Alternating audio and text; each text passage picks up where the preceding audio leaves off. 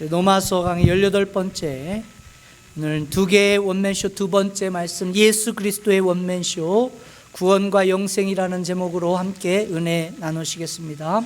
우리가 지난 시간에 이 로마서 5장 12절에서 21절 말씀을 통해서요, 아담 한 사람을 통해 죄와 사망이 들어왔다, 그리고 예수 그리스도 한 사람으로 말미암아 구원과 영생의 길이 열리게 되었다, 이런 말씀들을 나누었는데, 오늘 다시 한번 이 본문을 다시 한번 살펴보면서 이 한 사람에 대한 강조점들을 다시 한번 리마인드 해봤으면 좋겠습니다. 그래서 5장 12절에 보면요, 그러므로 한 사람으로 말미암아 죄가 세상에 들어오고, 이렇게 말씀하죠. 또 15절도 가서 보면요, 곧 한 사람의 범죄로 인하여 많은 사람이 죽었다. 그리고 후반부에 보면 한 사람 예수 그리스도의 은혜로 말미암아 선물이 많은 사람에 넘쳤다 이야기합니다. 16절 가서는요, 범죄한 한 사람으로 말미암은 것 같지 아니하니, 또 지나서 심판은 한 사람으로 말미암아 정죄에 이르렀다, 이렇게 합니다. 또 17절 말씀 가서도 한 사람의 범죄로 말미암아 사망이, 그리고 그 한 사람을 통하여 왕노릇하였다. 후반부에 보면 한 분 예수 그리스도를 통하여 생명 안에서 왕노릇했다. 18절도 보면요, 그런즉 한 범죄로 많은 사람이 정죄에 이른 것 같이, 또 계속해서 한 의로운 행위로 말미암아 많은 사람이 의롭다 하심을 받았다, 그리고 생명에 이르렀다 이야기하죠. 19절 말씀 보면 한 사람이 순종하지 아니함으로 많은 사람이 죄인 된 것 같이, 후반부에 보면 한 사람이 순종하심으로 많은 사람이 의인이 되었다, 이런 말씀들을 듭니다. 이 구절들을 통해서 사도 바울은 아담 한 사람이 저지른 한 죄, 한 범죄, 그리고 한 잘못된 선택이 있다, 이렇게 선포를 합니다. 이것이 인간의 타락과 사망의 문을 열게 되었다라는 것이죠. 그러나 반면에 예수 그리스도 한 사람의 행하신 한 의, 그리고 한 희생, 한 올바른 선택이 있다라는 것입니다. 이것을 통해서 모든 사람이 구원과 영생에 이르게 되었다, 이렇게 선포를 하고 있는 것입니다. 우리는 여기에서 두 개의 다른 그러한 원맨쇼를 보고 있는 것이죠. 아담의 원맨쇼와 예수 그리스도의 원맨쇼를 우리는 목격하고 있는 것입니다. 여러분, 아담의 원맨쇼를 통해서는요, 뭐가 들어왔어요? 죄와 사망이 왔고, 예수 그리스도의 원맨쇼를 통해서 구원과 영생이 이르게 되었다라는 것입니다.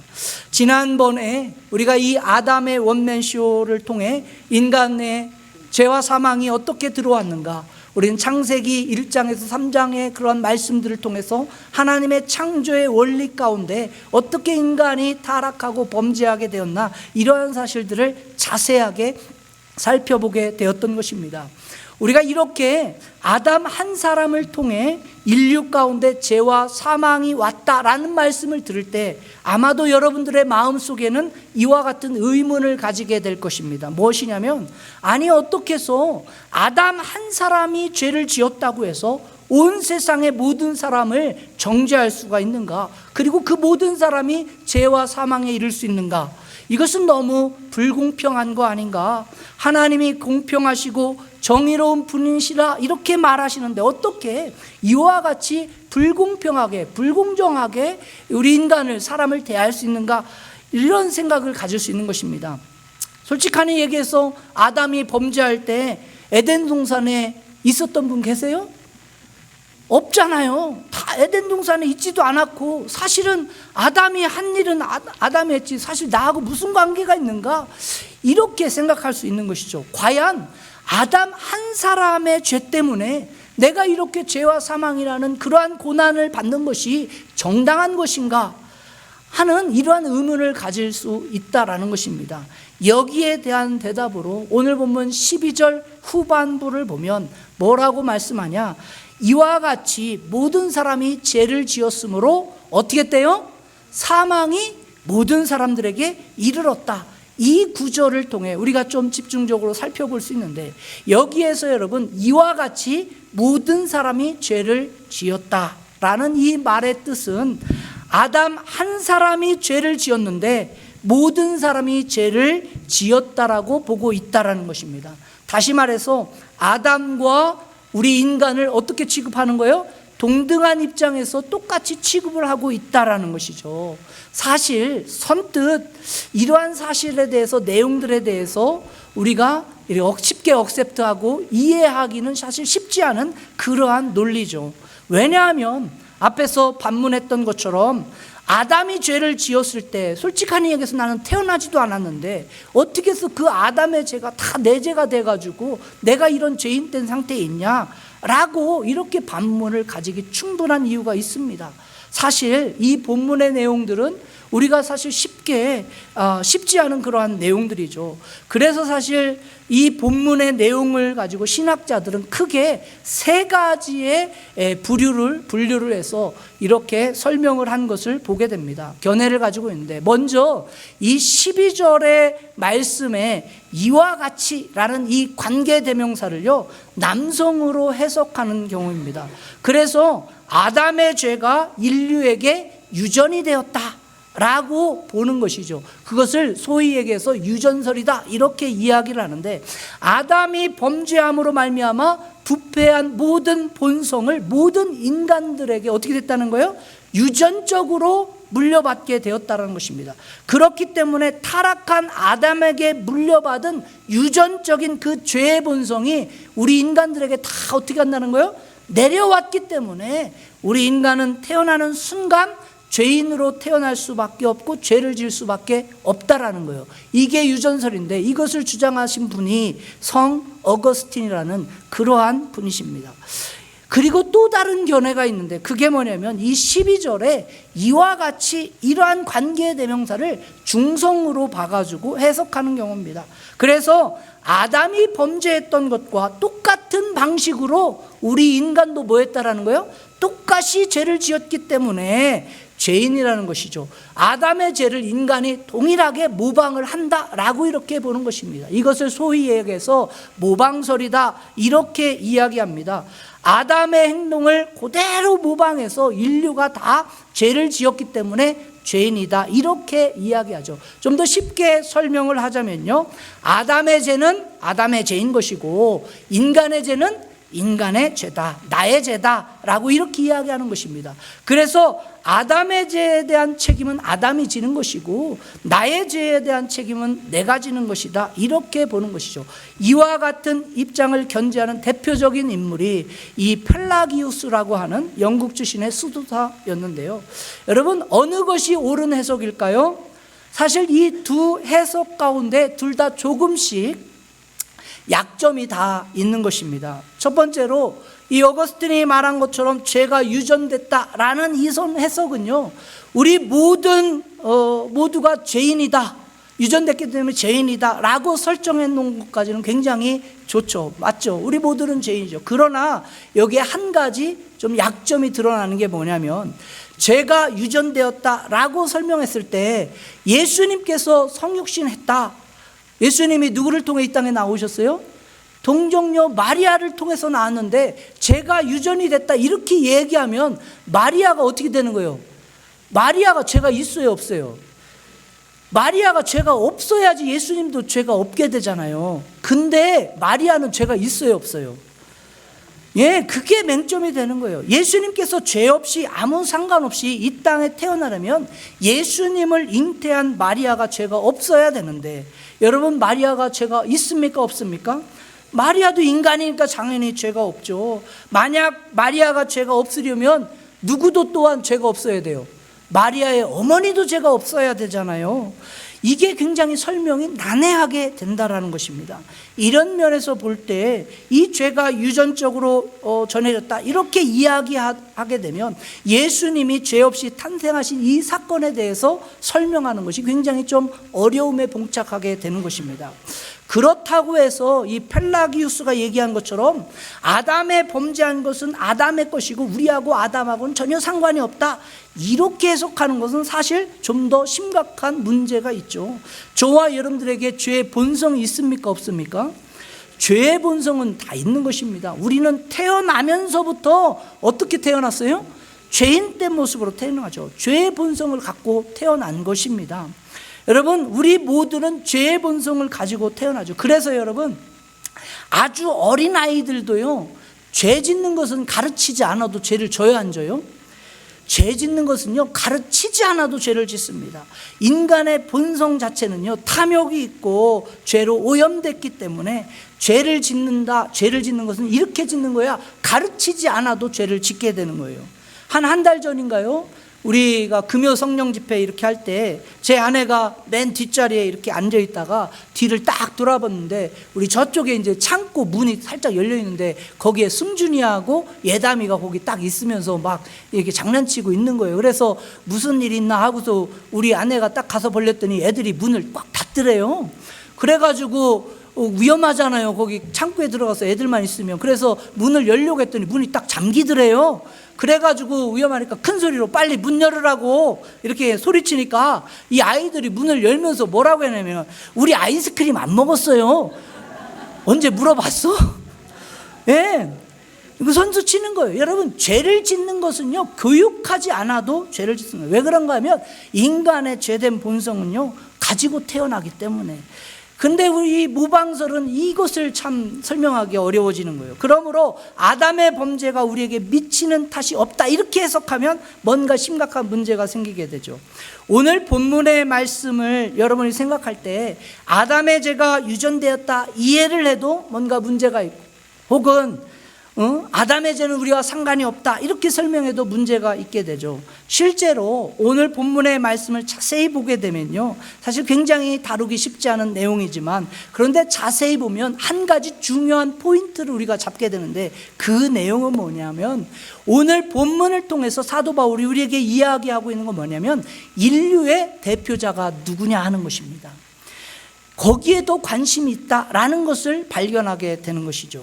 여러분, 이와 같은 해석이 최근 보수적인 신학자들의 견해인데, 사실 제가 이 로마서 본문을 연구하면서 이 팀 켈러 목사님의 로마서 강해를 보면서 많은 은혜를 받고 있는데, 이 팀 켈러 목사님도 동일한 그러한 관점에서 설명하는 것을 보게 돼요.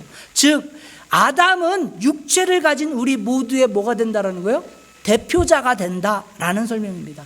아담이 우리 모두를 이 땅에 태어나게 한 근원자다, 이렇게 보는 거죠. 혹시 여러분 가운데 아담을 통하지 않고 이 땅에 왔다 이야기하실 분 계십니까? 나는 아메바에서 왔다라고 주장하지 않는 한, 그 사실을 믿고 있지 않는 한, 우리 모두의 조상의 맨 처음은 누구라고 보는 거예요? 아담이다. 우리 모두는 아담 아래에서 태어났다, 이런 것이죠. 그러므로 아담과 우리는 뗄래야 뗄 수 없는 무슨 관계에 있냐? 결속의 관계, 연대의 관계에 있다라는 것입니다. 이와 같은 관계를 신학적으로 연대 관계다, 연대적 관계다, 이렇게 설명하는 것이죠. 사실 이 부분은 우리 동양적인 사고 체계를 가지고 있는 우리들은 이해하기가 사실 어렵지 않습니다. 왜냐하면 여러분, 우리 연대 책임, 이거 우리들은 아주 익숙하잖아요. 여러분, 어렸을 때 학교에서 반에서 어떤 아이가 한 명 잘못했어. 그러면 어떻게 해요? 선생님이 야, 다 나와 하고서 다 혼내잖아요. 그리고 교실 안에서 누구 하나 잃어버렸다면 어떻게 해요? 다 도둑놈 되잖아요. 그래가지고 나올 때까지 어떻게 해요? 다 책상 들고 있고 막 이렇지 않습니까? 제가 막내로 태어났는데요, 제가 뭔가를 잘못하면 저희 부모님들이 꼭 혼낼 때 저만 혼내는 게 아니라 어떻게 하냐면 다 우리 형하고 누나 다 불러다 놓고 싸잡아서 혼내켜요. 뭐라고 혼내키냐? 이유가 뭐예요? 왜 너네 동생 잘 안 돌봤어? 이런 거예요. 무슨 잘못한 것도 없는데 그냥 동생이 잘못하면 그냥 싸잡아서 형 누나도 혼나게 되는 겁니다. 특히 우리 한국 사회에서 여러분 어떻습니까? 70년대, 80년대 소위 말하는 이 연좌제라는 것이 얼마나 강했습니까? 그래서 만약에 가족 중에 2세대 앞에나 3세대 앞에 북한이나 공산당 아니면 일본 이런 관계가 있으면 어떻게 돼요? 이게 싸잡아서 그 집안은 어떻게 돼? 다 그냥 빨갱이, 공산당 그렇게 되는 거예요. 그래서요, 실제적으로 그 당시는 뭔가 그런 연줄이 있다 이렇게 하면요, 공무원에 취직할 수 있어요, 없어요? 못합니다. 그리고 국가 당선직에 선거에 나갈 수 있어, 없어요? 못 나가는 거예요. 특히 여러분 80년대 우리 대한민국의 대학가의 연좌제라는 거, 이것 때문에 얼마나 수많은 사람들이 소위 빨갱이다, 공산주의다 이런 거에 물들었다 이렇게 해가지고 잡혀가지고 죄 짓지도 않았는데 잡아가지고 어디다가도 삼청교육대다 이런 데다 집어넣어놓고, 이유는 한 가지야. 너도 뭐 했기 때문에 그냥 연관이 있어. 이게 소위 이야기하는 연좌제, 이런 법 아니겠습니까? 연대 관계를 해서 뭐 하는 거예요? 그냥 죄를 싸잡아서 취급하는, 뒤집어 씌우는 것이죠. 그래서 한 사람과 맺어진 관계를 통해서 모든 사람이 영향을 받게 되는 것입니다. 이게 연대 관계인데, 오늘 본문에 이 이와 같이라는 단어를 이 연대 관계로 해석하는 것입니다. 여러분 한번 보십시오. 러시아와 우크라이나 전쟁이 지금 일어나는데 한번 생각해 보십시오. 이 러시아 우크라이나 전쟁이 누구 때문에 일어났어요? 한 사람 때문에 일어나죠. 푸틴이라는 이 한 사람의 잘못된 선택을 통해서 지금 러시아와 우크라이나에 있는 수많은 그 러시아와 우크라이나 국민들이 뭐하고 있어요? 지금 고통 가운데 처하게 되는 거 아니겠습니까? 이유는 한 가지입니다. 왜 그래요? 그 사람들이 러시아라는 또 우크라이나는 뭐기 때문에? 국민이기 때문에, 그 국가에 속해 있기 때문에, 러시아라는 국민이고 우크라이나는 국민이기 때문에 그 관계 속에 결속이 있기 때문에 뭐 하는 거예요? 지금 고통을 당하고 있다라는 것이죠. 이게 바로 소위 이야기하는 대표설이라는 그러한 주장입니다.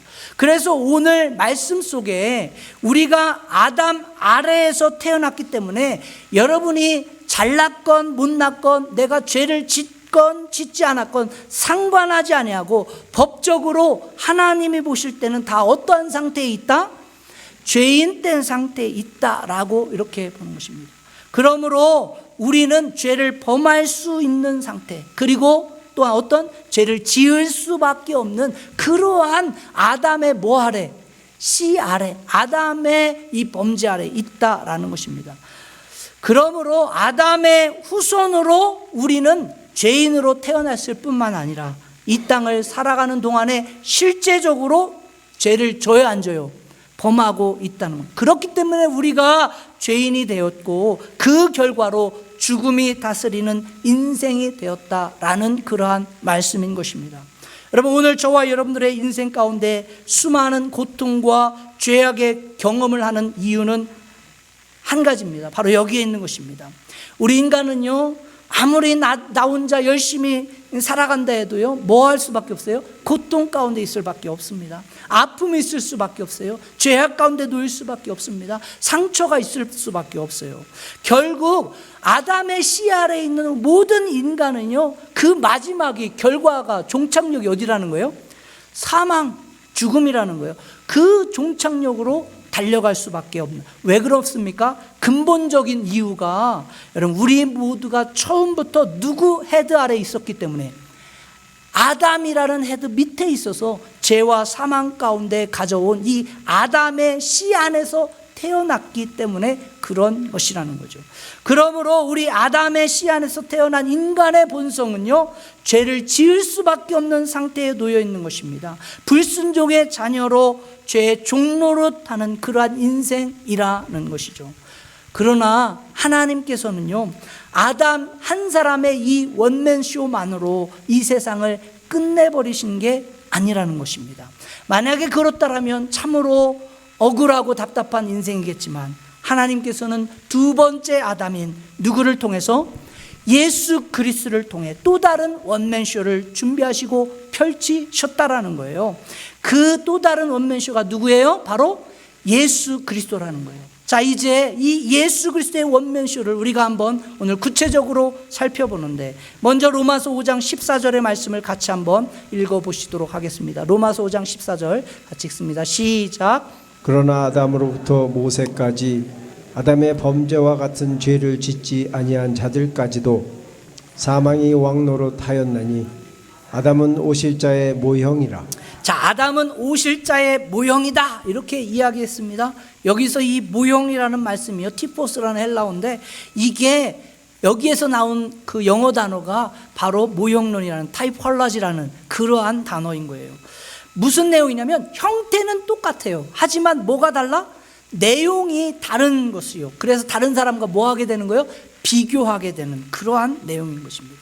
오늘 로마서 5장 15절의 말씀은 구체적으로 이와 같은 것들을 표현하고 있는데, 우리 15절의 말씀을 같이 한번 읽어보도록 하시겠습니다. 15절 시작. 그러나 이 은사는 그 범죄와 같지 아니하니 곧 한 사람의 범죄를 인하여 많은 사람이 죽었은즉 더욱 하나님의 은혜와 또한 한 사람 예수 그리스도의 은혜로 말미암은 선물은 많은 사람에게 넘쳤느니라. 즉 아담과 예수님은 어떤 면에서는 굉장히 공통점을 많이 가지고 있다고 왔습니다. 그러나 반면에 뭐도 있다라는 거예요? 굉장히 다른 차원의 다른 점이 있다라는 거예요. 먼저 여러분, 아담과 예수님의 공통점은 무엇입니까? 아담과 예수님의 공통점이요, 모두 다 둘 다 뭐로 이 땅에 왔다라는 거예요? 대표자로 왔다라는 거예요. 대표자로. 그래서 아담과 예수님 둘 다 인류의 대표로 왔다라는 거죠. 둘 다. 그리고 또 뭐로 왔어요? 인간의 몸으로 이 땅에 왔다라는 거예요. 그와 같은 공통점이 있지만 반면에 굉장히 다른 차이점이 있다라는 거예요. 뭐가 차이점입니까? 두 분이 행하신 역할이 굉장히 다르다라는 거예요. 극명할 정도로 다른 역할을 행하셨다라는 거죠. 아담은요, 불순종함으로 죄와 사망을 우리 가운데 가져오게 됐죠. 아담은 우리 모든 인간으로 하여금 멸망과 심판을 향해 나갈 수 있는 그러한 길을 열어놓은 게 대표자로서 누구예요? 아담이라는 거예요. 그 반면에 예수 그리스도는 수많은 사람들에게 여러분 의를 선물하고 생명을 선물하고 나아가서 영원한 천국의 소망을 열어주신 것. 누가? 예수 그리스도를. 그래서 예수 그리스도는 구원과 영생을 주는 그러한 대표자로 이 땅에 오셨다는 거예요. 그래서 우리는 여기에서요, 성경에 그러한 구절들을 우리가 좀 찾아볼 필요가 있는데, 먼저 요한복음 3장 16절 보시게 되면 하나님께서 저와 여러분들이 아담의 자녀로 죄의 종노릇하며 멸망 가운데 사망할 수밖에 없지만, 죽을 수밖에 없지만 멸망하지 않고 우리 인류를 구원하시기 위해서 누구를 이 땅에 보내셨다라는 거예요? 예수님 이 땅에 보내셨다. 이 사실을 분명하게 선포하죠. 요한복음 3장 16절 같이 읽습니다. 시작. 하나님이 세상을 이처럼 사랑하사 독생자를 주셨으니 이는 그를 믿는 자마다 멸망하지 않고 영생을 얻게 하려 하심이라. 네, 그리고 우리가 여러분 집에 가셔서 한번 히브리서 4장에서 10장까지를 좀 천천히 읽어보시게 되면 실질적으로 예수님께서 그 구원과 영생의 그 생명의 대표자로 이 땅에 오셔서 실질적으로 행하셨던 일이 무슨 일인가, 역할이 무엇이었는가, 우리의 죄를 대신하시기 위해서 죽으심으로 우리 죄를 대신하여 사여 주시는 무슨 역할을 했냐? 대제사장의 역할을 감당하셨다, 이렇게 선포하고 있죠. 그러므로 그 대제사장이신 예수 그리스도의 피로 말미암아 우리가 죄사함을 받았다, 이런 선포인 것입니다. 우리 좀 간략하게 몇 구절만 좀 히브리서 말씀을 보는데, 히브리서 4장 14절 말씀을 먼저 같이 한번 읽어볼까요? 시작. 그러므로 우리에게 큰 대제사장이 계시니 승천하시니 곧 하나님의 아들 예수시라. 우리가 믿는 도리를 굳게 잡을지어다. 예, 이런 대제사장으로 오신 그 주님이 어떻게 하셨는가? 5장 3절 같이 읽습니다. 시작. 그러므로 백성을 위하여 속죄제를 드림과 같이 또한 자신을 위하여도 드리는 것이 마땅하니라. 여러분, 구약 시대의 이 제사장의 역할이 무엇이었습니까? 제사를 주관하는 사람이죠. 그 제사를 왜 주관합니까? 하나님과 인간, 백성, 이스라엘 백성 사이에 무슨 역할이에요? 중보자의 역할을 감당하는 사람입니다. 제사장은 사람 편에서 이스라엘 백성을 편에서 누구에게 나갈 수 있도록 하나님께 나갈 수 있는 그 중보의 역할을 감당했던 게 제사장이죠. 여러분, 구약 시대에 하나님께 드리는 이 제사가 무엇을 의미했습니까? 우리 인간이 그 지은 죄를 용서받을 수 있는 유일한 방법과 수단이었죠. 또한 하나님과 인간 사이에 이 교제하는 방법이 뭐를 통해서? 구약시대는 이 제사드림을 통해서 드렸던 거예요. 그래서 하나님께서는 이와 같은 모형들로 누구를? 예수 그리스도를, 대표자로서 누구를 이 땅에? 예수 그리스도를 통해서 무슨 제사? 속죄의 제사를 단번에 행하심으로 그 속죄의 제사를 준비하셨던 거죠. 그래서 예수님을 화목제물로 삼으심으로, 그리고 십자가에 죽으심으로 어떻게 했어요? 단번에 우리의 모든 죄를 뭐 하셨다? 사해 주셨다. 할렐루야. 그래서 여러분이 히브리서 10장의 말씀을 보게 되면요, 구체적으로 아주 자세하게 이와 같은 사실을 설명해 주고 있는 것을 보게 됩니다. 그래서 히브리서 10장의 몇 개의 구절을 좀 함께 찾아보려고 하는데요, 먼저 10장 10절 말씀을 한번 같이 읽어봅시다. 시작. 이 뜻을 따라 예수 그리스도의 몸을 단번에 들이심으로 말미암아 우리가 거룩함을 얻었노라. 12절 말씀 시작. 오직 그리스도는 죄를 위하여 한 영원한 제사를 드리시고 하나님 우편에 앉으사, 그리고 17절 시작. 또 그들의 죄와 그들의 불법을 내가 다시 기억하지 아니하리라 하셨으니 18절. 이것들을 사하셨은즉 다시 죄를 위하여 제사 드릴 것이 없느니라. 19절. 그러므로 형제들아, 우리가 예수의 피를 힘입어 성소에 들어갈 담력을 얻었나니 20절. 그 길은 우리를 위하여 휘장 가운데로 열어놓으신 새로운 살 길이요 휘장은 곧 그의 육체니라. 여러분, 실질적으로 예수님 십자가에서 저와 여러분들의 죄를 위해 피 흘려 죽으셨을 때, 여러분, 예루살렘 성전에 어떠한 일이 일어났습니까? 성전의 휘장이 위에서부터 아래로 완전히 쫙 찢어지게 되죠. 그래서 마가복음 15장 37절 38절 말씀 같이 한번 읽어봅시다. 시작. 예수께서 큰 소리를 지르시고 숨주시느라 이에 성소 휘장이 위로부터 아래까지 찢어져 둘이 되니라. 여러분, 이와 같이 예수님께서 대제사장이 되어 단번에 저와 여러분들의 죄를 위해 십자가에 화목제물로 피 흘려 죽으심으로 이제 저와 여러분들은 더 이상 아담의 자녀로 죄와 사망의 종로로 타며 영원한 그 죽음에 처할 인생이 기다니다. 정신들 차리셔요. 지금 막 그냥 막 하니까 다들 지금 멍하시, 지금 무슨 소리 하는 거예요 지금, 뭐 이러고 있는 것 같아. 그래서 아담의 자녀로 죄와 사망 가운데 종로로 살 이유가 있어요, 없어요? 그래서 우리는 영원한 죽음에 처한 인생이 아니라는 것입니다. 할렐루야. 그래서 이제 누구로 말미암아? 예수 그리스도로 말미암아 생명 안에서 뭐한다?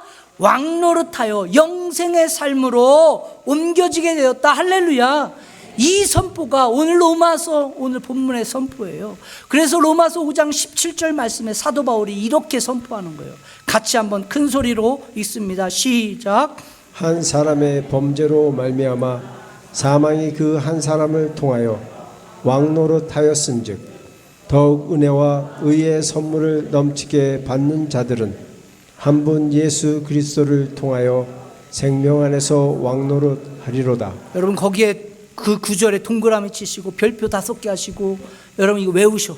한 분 예수 그리스도를 통하여 생명 안에서 뭐한다? 왕노릇하느니라. 할렐루야. 할렐루야. 이게 복음입니다. 이게 죄사함의 비밀이고요, 이게 구원의 진리예요.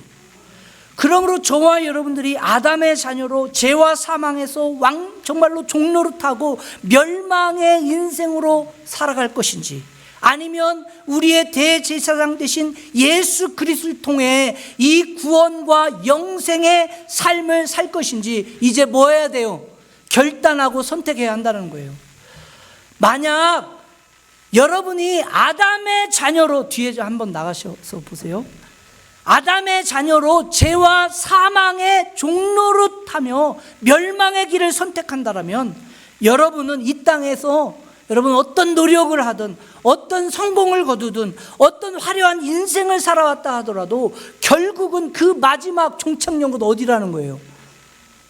그 최종 목적지는 죽음과 심판이라는 거예요. 이걸 피할 사람이 없다라는 것입니다.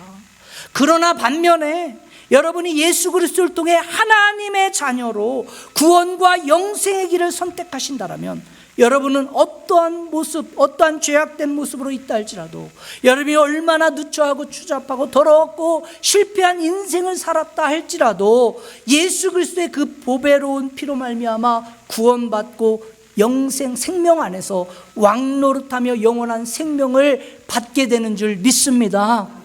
그러니 누구를 선택해야겠습니까? 할렐루야. 그래서 우리가, 저와 여러분들이 예수 그리스도를 만나야 할 분명한 이유가 여기에 있는 거예요. 그냥 교회 나와서 뭐 밥 먹자 이러려고 교회 나오는 게 아니에요. 그냥 심심하니까 교회 한번 나와봐 이래서 교회 나오는 게 아니에요, 여러분. 여기에 뭐가 있으니까? 생명이 있기 때문에. 여러분, 우리가 이 땅에 태어나서요, 아무리 착하게 산다고 할지라도, 아무리 거룩하게 살았다 할지라도, 아무리 선하게 살아왔다 할지라도요, 아담의 자녀로 여러분이 살아가는 한 여러분에게는 뭐가 없어요? 희망이 없어요. 왜? 그 결국 목적지가 어디니까? 영원한 사망이에요. 지옥인 것입니다. 그렇기 때문에 하나님께서 아담의 자녀인 저와 여러분들에게 누구를 허락하신 거예요? 예수 그리스도를, 그분을 통해서 무슨 길을? 생명의 길, 의의 길, 진리의 길, 그 길을 허락하신 줄 믿습니다. 그리고 누구든지 그 예수 그리스도를 통해 하나님의 자녀가 되기만 하면 그리스도 안에 감춰져 있는 모든 복된 삶을 누리게 하고 하나님의 영광된 그러한 진리로, 생명으로, 영원한 삶으로, 영생으로 이끄시겠다. 이게 성경의 약속이고 이게 복음의 핵심적인 내용인 줄 믿습니다. 이 사실을 여러분들은 믿으십니까? 여러분, 그렇다면 이와 같이 아담의 자녀로 죄와 사망으로 태어난 인간이 예수 그리스도의 자녀가 되려 할 때 필요한 것이 무엇인가? 어떻게 하나님의 자녀가 된가? 이게 지금까지 로마서를 통해서 말씀드린 거예요. 뭘로 하나님의 자녀가 된다? 믿음으로. 할렐루야. 이제까지 로마서 설교했는데 다시 해야겠네. 1장부터. 뭘로? 믿음으로. 예수님이 죄와 사망으로 죽을 수밖에 없는 나를 위해 십자가에 죽으시고 부활하신 구원자 메시아다. 이걸 믿는 거예요.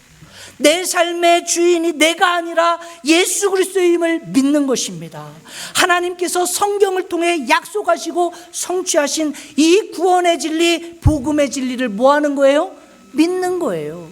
그래서 지금까지 사도 바울이 로마서 1장에서부터 5장까지 말씀을 통해 선포하고 있는, 소위 이야기하는 이심층이 믿음으로 의롭게 된다, 믿음으로 구원받는다 라는 게 그러한 내용인 것입니다. 할렐루야. 자, 그렇다면 우리가 아담의 자녀로 이 죄와 사망의 종노릇하지 않고 예수 그리스도를 통해 하나님의 자녀로 구원과 영생의 삶을 살아갈 때 누리게 되는 그러한 축복의 내용들은 무엇인가? 오늘 이 말씀을 좀 전하려고 합니다. 그게 뭐냐면 은혜의 선물이라는 거예요. 뭐라고요? 은혜의 선물. 먼저 우리가 예수 그리스도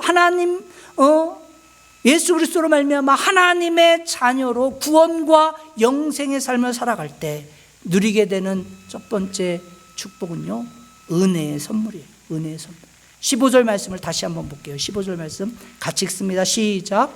그러나 이 은사는 그 범죄와 같지 아니하니 곧 한 사람의 범죄를 인하여 많은 사람이 죽었은즉 더욱 하나님의 은혜에 또한 한 사람 예수 그리스도의 은혜로 말미암은 선물은 많은 사람에게 넘쳤느니라. 자, 은혜로 말미암은 선물. 여기서 선물은요, 하나님이 거저 주시는 free gift를 이야기하는 것이죠. 하나님께서 저와 여러분들에게 구원이라고 하는 선물을 free gift로 주신 거예요. 이 선물을 주심으로 말미암아 결과적으로 저와 여러분들을 어디로 안내하고 인도하시는가? 하나님과의 바른 관계성으로 저와 여러분들을 안내하고 인도하시는 것입니다. 이것을 로마서는 사도 바울은 뭐라고 했다고요? 뭐라고 표현했냐면 의롭다라고 이렇게 표현한 거예요. 그래서 아담의 범죄로 인해 하나님과 떨어졌던 관계, 아담의 범죄로 말미암아 완전히 하나님과 멀어지고 깨어졌던 그러한 관계가, 파워포인트 넘겨주셔야 돼요. 예. 잘 보셔요. 이게 막 보여야 돼. 뭐 손발이 맞아야지 그냥 탁탁탁 눈에 들어오는데, 이게 지금 아담의 자녀로 말미암아 하나님과 완전히 떨어져서 죽을 수밖에 없는, 죽음과 사망 가운데 놓였던 그러한 관계가 누구를 통해서? 예수 그리스도로 말미암아 바른 하나님과의 바른 관계성으로 다시 뭐하게 됐다? 연결되어졌다. 할렐루야. 그러한 바른 관계가 인도함 받게 됐다라는 것입니다. 이 바른 하나님과의 관계성, 이것을 성경은 뭐라고 표현했냐? 하나님의 자녀가 되었다라고 이렇게 표현해주고 있는 것입니다. 그래서 요한복음 1장 12절 말씀을요, 우리 같이 한번 읽어봅시다. 시작. 영접하는 자 곧 그 이름을 믿는 자들에게는 하나님의 자녀가 되는 권세를 주셨으니. 여러분, 이제 더 이상 저와 여러분들이요, 아담의 자녀로서 하나님과 떨어진 그런 영적인 고아의 상태에 있지 않다라는 거예요. 저와 여러분들은 영적인 교화가 아닌 줄 믿으시기 바랍니다. 하나님과 떨어져 있는, 그래서 깨어져서 고아같이 버려져 있는 그러한 존재가 저와 여러분이 아니라는 것입니다. 예수 그리스도로 말미암아 우리는 하나님을 뭐라고 부른다? 아바, 아버지라 부를 수 있는 누가 되었다? 뭐가 되었다? 하나님의 자녀가 되었다. 할렐루야. 이게 어마어마한 사실입니다. 갈라디아서 4장 6절 말씀, 그래서 이렇게 선포하는 거예요. 같이 읽습니다. 시작. 너희가 아들이므로 하나님이 그 아들의 영을 우리 마음 가운데 보내사 아바 아버지라 부르게 하셨느니라. 하나님을 뭐라고 불러요? 아빠 아버지라 부를 수 있는 아버지와 아들의 부자 관계, 이러한 관계가 되었다. 그러한 사랑의 관계가 되었다. 또 이렇게 하면, 목사님 저는 딸인데요, 할 말이 없어 그럼 그냥 children 의미예요. 무슨 얘기인지 아시겠어요? 그래서 하나님 아버지와 아들의 관계, 그러한 부자 관계, 그러한 자녀, 부모와 자녀의 관계, 이러한 사랑의 관계가 되었다. 그래서 여러분, 자신의 생명을 주기까지 그 아버지가 아들을 뭐 하시는 거예요? 보호하시고 지키는 것이 아버지예요. 아버지의 모든 것을 다 주어서라도 그 아들을, 그 자녀들을 뭐 하시는 거예요? 살리시는 게 그게 하나님 아버지라는 거예요. 그러한 사랑의 관계가 되었다. 그래서 이거는요, 바꿀래야 바꿀 수 없는 혈연의 관계다. 여러분, 이렇게 성경은 말하는 거예요. 또한 우리가 하나님을 아바 아버지라 부를 수 있다라는 것은요, 무슨 내용이냐면 하나님의 자녀로서 상속자, 기업이 되었다. 할렐루야. 하나님이 아버지시라서 우리가 뭐 받는? 상속자가 되었다라는 거예요. 하나님께서는 세상의 그 어떤 것으로도 끊을 수 없는 그 사랑으로 저와 여러분들을 사랑하시며, 또한 하나님의 상속자로, 기업으로 저와 여러분들을 삼으신 줄 믿습니다. 여러분, 이 얼마나 놀라운 축복인지 몰라요. 그래서 여러분이 하나님의 자녀가 되었다 이렇게 믿으시면요, 세상 앞에 여러분 어떻게 해야 돼요? 당당하셔야 돼요. 위풍당당하게 해야 돼요. 하나님의 자녀인데 뭐 조금 저기 속상했다고 해서 막 그냥 지질이 궁상하면서 막 이 세상 그냥 못 살겠다고 막 하면서 이렇게 할 이유가 있어요, 없어요? 없어요. 왜? 우린 누구의 자녀니까? 하나님 자녀니까. 그래서 세상에 어떤 어려움이 있고 고통이 있어도 뭐예요? 조금 다 절망이네. 오늘 절망해야 돼? 절망할 필요가 없어요. 왜? 우리가 뭐가 되었기 때문에? 하나님의 자녀이기 때문에. 세상이 주는 고통과 고난이 있을 수 있지만 그 가운데서도 뭐 할 수 있다라는 거예요? 하나님의 자녀로, 따라해봐, 위풍당당. 그래서 여러분 고개를 드셔야 돼. 그래서 여러분 어깨를 피셔야 돼요. 할렐루야. 여러분 한번 생각해 보십시오. 만약에 여러분 오늘 여러분의 빌 게이츠의 상속자로 갑자기 선포가 됐어. 그러면 어떻게 여러분 사시겠어요? 여러분 삶이 어떻게 변하겠어요? 아마 지금보다는 더 어떻게 하겠어요? 더 어깨 피겠지. 고개 빳빳이 들고. 너 그거 알아? 나 빌 게이츠 상속자야. 그때부터 뭐 하는 거예요? 막 나가는 거죠. 막 이제 뭐 내가 빌 게이츠 상속자인데 뭐 두려운 게 없는 거죠. 근데 여러분, 지금 하나님께서 빌 게이츠하고는 비교도 안 되는 누구의 자녀로? 하나님의 자녀의 상속자 됐는데 보여지는 거는 그런 것 같지 않아. 하나님의 상속자가 아니라 그냥 알아서들 생각하셔. 저와 여러분 뭐가 됐다? 하나님의 자녀가 됐다. 사랑하는 성도님들, 그렇기 때문에 어떤 어려움이 있고요, 답답한 일이 있어도 하나님의 상속자로 뭐 해야 돼요? 위풍당당하셔야 돼요. 그렇게 살아셔야 돼요. 어깨를 피시기 바랍니다. 고개를 드시기 바랍니다. 하나님의 자녀로 이 세상을 당당하게 살아가시기 바랍니다. 여러분 아마도 이분 아실 거예요. 윤복희 권사님이라시는데, 한때는 이분이요, 대중가수로 또 막 뮤지컬 배우로 굉장히 유명한 한국의 전설적인 연예인 중에 한 사람이지 아니겠습니까? 그런데 제가 언젠가 이분의 간증을 보게 되는데, 이분이 대중가수로서 막 엄청난 인기를 누릴 때요, 이분의 마음속에는 항시 가장 깊은 곳에 외로움이 자리 잡고 있었대요. 그래서 이분이 너무나 답답해가지고, 내가 왜 이렇게 뭐 세상적으로는 잘나는 것 같은데도 왜 이렇게 외로울까? 그 외로움의 근본이 어딨나? 이렇게 곰곰이 생각해 보니까, 여러분 이분은요, 부모님이 자기가 아주 어렸을 때 부모님의 얼굴을 인식하지도 못할 때 그 부모님이 아빠 엄마가 누구인지도 모르는 그때 부모님이 다 돌아가셨대요. 그러니까 이분은 엄마 아빠 얼굴을 한 번도 본 적이 없게 된 거예요. 그러니 여러분 이분의 삶이 얼마나 깝깝하겠습니까? 가난해도 도와줄 자 없고 배고파도 밥 줄 사람이 없죠. 그렇다 보니까 너무 배고파가지고 이분의 간증 속에 있는데, 진짜 흙을 파먹었대. 흙을, 문자 그대로 흙을 먹었대요. 왜냐니까 너무 배고파가지고. 배고파도 돌봐줄 사람이 없고요, 챙겨줄 아빠가 없으니까, 부모가 없으니까. 그런데 이분이요, 그 추운 겨울날에 너무 추워가지고 막 몸을 움츠리다가 덜덜 떨다가 그냥 잠이 스르르 든대요. 그러면 꼭 꿈을 꾸는데 엄마 꿈을 꾼대요. 그러면 너무나 행복하더래요. 그 엄마 꿈을 막 꾸다가 딱 눈을 뜨면 현실은 뭐예요? 캄캄한 방에, 그 차가운 방에 혼자 놓여져 있더라는 거예요. 그 외로움이 그 무엇으로 채워지지 않더래요. 얼마나 외롭고 얼마나 갑갑하고 얼마나 답답하고 얼마나 공허한지. 그러나 어느 날 이분이 참 아버지를 만난 거예요.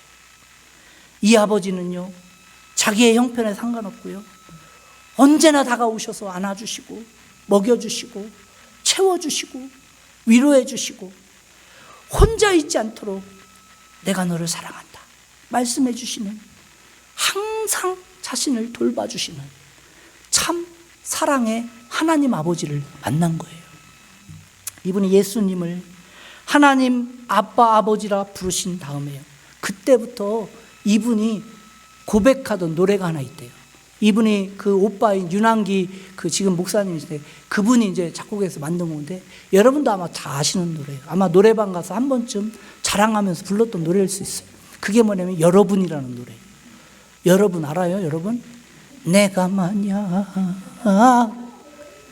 외로울 때면 누가 위로해 주나? 내가 만약 서러울 때면 누가 내 눈물 닦아주나? 뭐 이런 거 노래방 가서 불렀잖아. 노래방 부르지 마시고. 여러분, 근데 이분이요, 이게 원래는 영어로 작사된 곡인데, 그 영어 가사를 보면요, 굉장히 복음적인 거 알 수 있어요. 뭐라고 했는지 한번 보세요. When you walk through the cloud day, he said. 여기서 he가 누굴까요? 어떻게 하셨어? 바로 그 주님은 사랑의 아버지요. He said, 뭐라고요? I will be the one to be your king. When you need someone to share your love, He said, 누구예요? He said? Father, our God Father, 그분이죠. I will be the one to be your love. So smile and look at me. And I will tell you what everybody passing through this way. So have faith and be tall. You cannot stop now. Now is the start. This is the way and only way. You gotta march and go to high up there. He is the start and He is the way and only way. 여러분 노래만 부르지 마시고요. 그 사랑의 하나님, 그 아버지가 오늘 이 아침 여러분의 아버지 되시기를 주님의 간절히 축원드립니다. 우리 한번 기도합시다.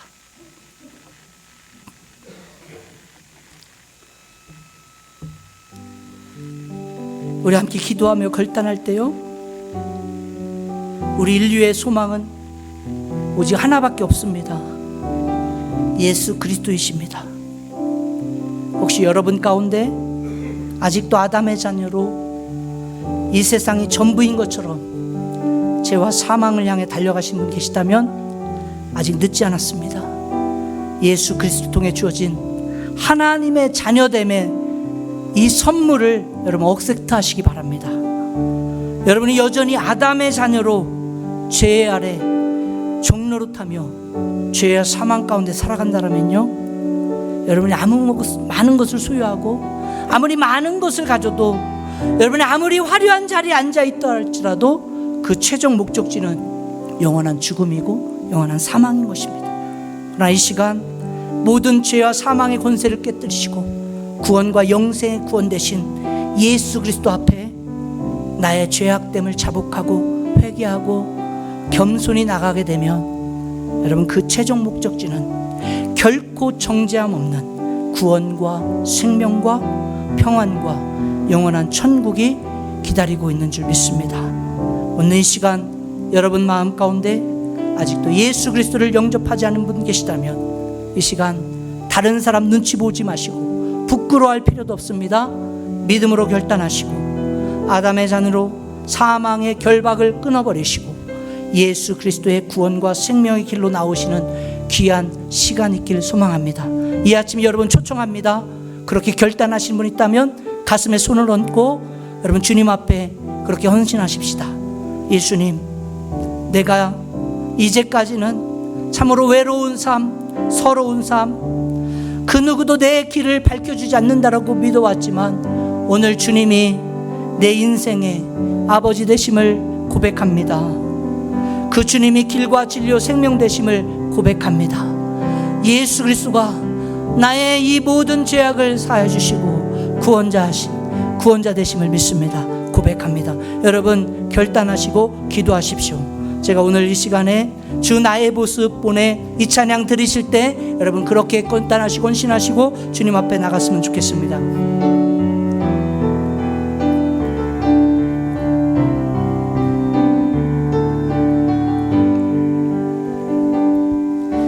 주 나의 모습 보내 상한 나의 맘 보시네. 주 나의 눈물 안에 홀로 울던 맘 아시네. 주 사랑 내게 있네. 주 사랑 내게 있네. 그 사랑이 날 채우네.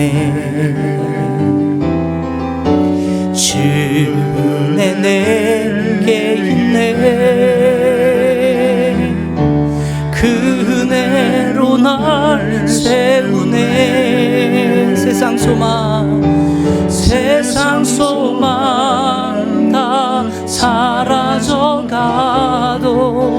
주의 사랑은 끝이 없으니 살아가는 이 모든 순간이 은혜의 힘을 나는 세상 소망 다 사라져가고 세상 소망 다 사라져가도 주의 사랑은 끝이 없으니 살아가는 이 모든 순간이 주의 힘을 사랑의 하나님, 오늘 이 아침에 가슴에 손을 얹고 주님 앞에 고백하는 성도들이 있습니다. 아버지, 아담의 자녀로 내 맘대로 내 뜻대로, 아버지 내 고집대로 내 욕심대로 내 탐욕대로 이 세상 살아가 봤지만 결국 나에게 돌아오는 것은 외로움이고 눈물이고 고통이고 쓸쓸함이고 허전함 뿐이었지만 오늘 예수 그리스도 그 주님 안에 참 길 되시고 진리 되시고 생명 되셔서 나를 구원하시기 위해 이 땅에 오셔서 십자가 지신 그 주님으로 말미암아 우리의 삶이 복되고 아버지 구원받는 삶이고 영생 얻는 삶임을 믿사오니 아버지 그렇게 결단하고 헌신한 우리 성도들 한 분 한 분 기억하여 주셔서 오늘도 주님의 사랑으로 아바 아버지라 부를 때마다 이들의 삶 가운데 있는 모든 죄악들이 떠나가게 하시고 이들의 삶 가운데 있는 모든 고통의 눈물들이 사라지게 하시고 이들의 삶 가운데 있는 아버지 육신의 연약함들이 결박되어져서 풀어지고 예수 그리스도로 말미암아 회복되어지고 구원받고 치유받고 아버지의 생명 얻는 놀라운 일들이 오늘 이 시대에 우리의 삶 가운데 이 자리에 있도록 도와주시옵소서. 그렇게 믿사오니 고백하오니 주님 함께 해주세요. 예수님 이름으로 기도합니다. 아멘, 아멘, 아멘, 아멘. 예수 그리스도 그 이름 안에 생명인 줄 믿습니다. 그 이름이 우리의 능력됨을 믿습니다. 이 땅에 구원받을 자 예수 그리스도 이름밖에 없음을 믿습니다. 여러분 그 예수 그리스도 이름으로 말미암아 오늘도 참된 평안, 참된 행복, 참된 구원함 얻으시는 우리 귀한 성도님들 다 되시길 주님 간절히 축원드립니다.